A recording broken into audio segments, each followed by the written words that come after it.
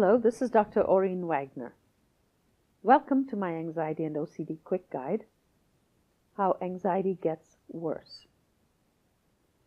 We may not know what causes anxiety exactly, but we do know what can make it worse once you have it. It's the way we think, how our bodies feel, and how we act that kind of go together to make anxiety worse.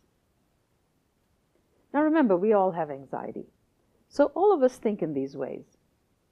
But research studies have shown that when people have too much anxiety, they may tend to think in these ways a lot of the time at a high level of intensity.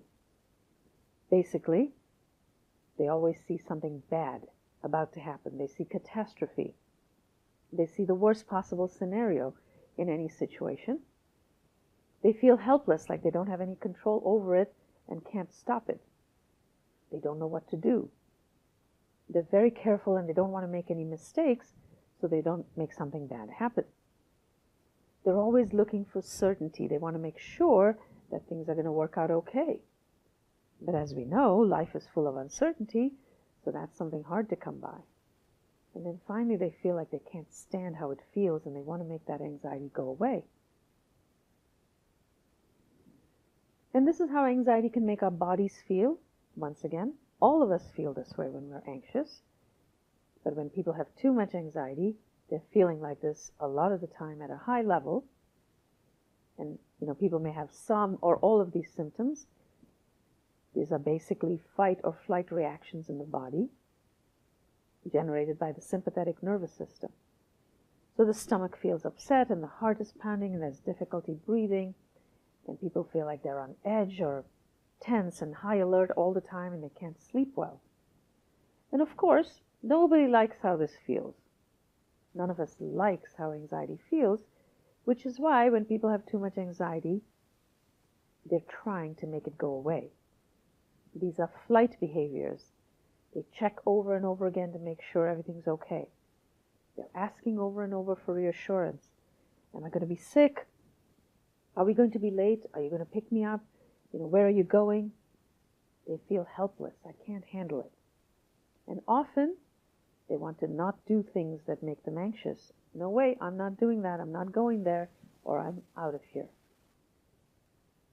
Unfortunately, all of these, in the end, amount to the same thing. They become a vicious cycle of escape and avoidance. Let me give you an example here. So let's say Maria has separation anxiety and she has to go to school. If you look on the left side of the curve, that's called exposure. It means that she's exposed to the thing she fears, which is being away from her mother. Her anxiety starts to rise, and at some point she feels she can't take it anymore. And so she says, I'm not going to school. Well, then when she doesn't have to go, her anxiety quickly drops. She feels better. But the next time she's in that situation, what is she likely to do? The same thing. Why? Because it works. People with anxiety don't like their feelings. They want to feel better. And so escaping and avoiding works for them in the moment. And as human beings, we like what works for us and we're likely to do it again because it's rewarding. Unfortunately then, that's what we keep doing. And it becomes a vicious cycle of escape and avoidance. The more we avoid things, the more we avoid things. And the worse our anxiety gets. And also, each time we avoid and escape something, we never learn another way to handle it. We don't give ourselves that opportunity. Teenagers and adults can also engage in this cycle of escape and avoidance, so it can happen to anyone. So that is really what keeps anxiety going and makes it worse over time. Thank you for listening. For more information, please visit my website, anxietywellness.com.